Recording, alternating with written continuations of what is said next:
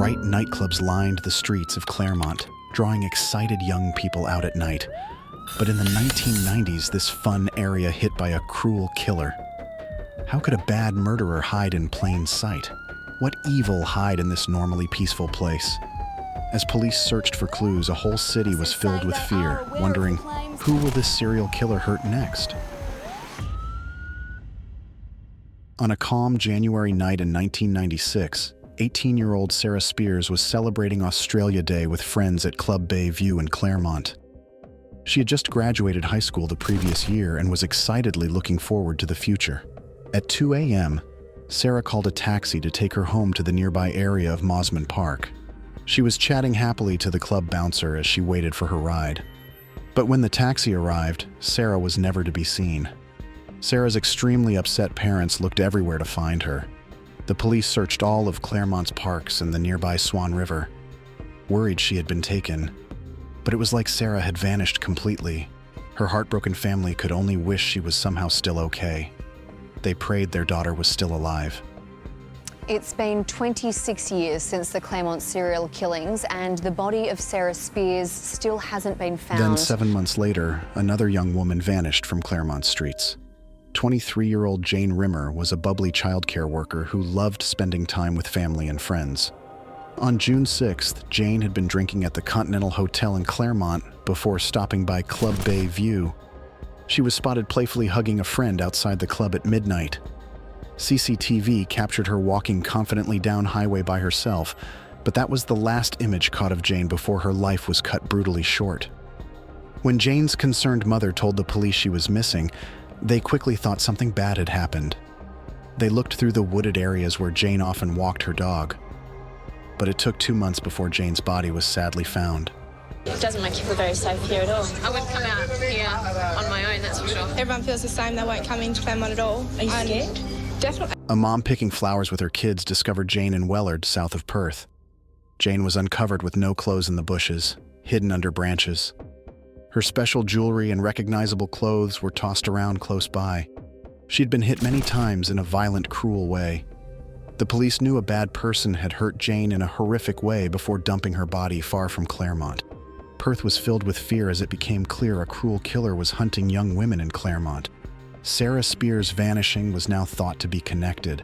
Scared the evil person would attack again, people in town stopped going out alone at night. But just 4 months later, he took a third victim. 27-year-old lawyer Ciara Glennon had drinks at the Continental Hotel with co-workers after finishing a work contract. Ciara was a careful professional. She decided to leave alone just after midnight to get a taxi home. People saw her walking down highway, maybe trying to wave down a ride. Tragically, Ciara never made it back to her family. She was attacked and killed by the evil Claremont killer before she could get home safely. Ciara's life was cut short by the vicious serial murderer haunting the Claremont streets. 19 painful days later, Ciara's body was found in scrubby, wooded area north of Perth. She had been cut terribly across the throat. The scary similarities to how Jane Rimmer was killed made the police sure a serial killer was hunting in Claremont. There was a Telstra hut and there was a Telstra vehicle, a white station wagon parked near it, and there was a man coming out of the bush carrying a long-handled trenching shovel. This cruel murderer was given the name the Claremont Killer. Finding Ciara's body the same way as Jane's convinced the police one evil person was roaming Claremont, taking young women's lives. A large task force of over 1,000 police officers worked day and night to catch the killer before he hurt more innocent people. They thought the murderer drove a dark-colored Holden Commodore car and wore a rare kind of blue polyester cloth. But they had little else to identify the man who had destroyed 3 promising young women's lives. The police were desperate to find the evil man who had ended these bright futures way too soon. But they had few clues to who the Claremont killer was. In 1998, detectives got the big clue they badly needed. A wrapper was found thrown away at Karrakatta Cemetery, with stains of semen on it. Amazingly, DNA testing showed the semen matched stuff found on Jane Rimmer's body. After 20 years of upsetting dead ends, the police finally had the DNA of the Claremont killer. This was the first real evidence to identify the cruel murderer who had been terrifying Claremont for so long. Doubt fell on 48-year-old Bradley Robert Edwards. a Telecom Australia technician living a normal life in Perth. In 2016, new progress in forensic science allowed his DNA to be tested against the rapper from the graveyard. It was a perfect match. Edwards was arrested and charged with murdering Jane Rimmer and Ciara Glennon. This ordinary man was accused of being the evil Claremont killer who had terrified the community. New DNA technology helped identify the seemingly normal Edwards as the cruel murderer. The secret life of the man next door, who had avoided being caught for so long, started to come out. Edwards was accused of other frightening attacks on women too. In 1988, he was charged with assaulting an 18-year-old girl while she was sleeping in her Huntingdale home. The police were horrified to learn this quiet technician who seemed harmless was actually the evil serial killer who had terrorized Perth. Edwards had been hiding his true identity as a dangerous predator. His double life as an ordinary neighbor and a cruel murderer finally was exposed. Edwards denied he had anything to do with the Claremont murders, but more and more evidence pointed to him as the killer. Witnesses saw his Telstra van close to where Ciara Glennon disappeared. Fibers from his Holden Commodore car matched those on the victims' bodies. His DNA also linked him to the violence in Huntingdale. Despite his claims of innocence, Edwards's car, his DNA, and people seeing him near the crime scenes proved he was responsible. The police built a strong case connecting Edwards to the places the victims vanished and matching his materials to those found on the bodies. In November 2019, Bradley Edwards went on trial for murder.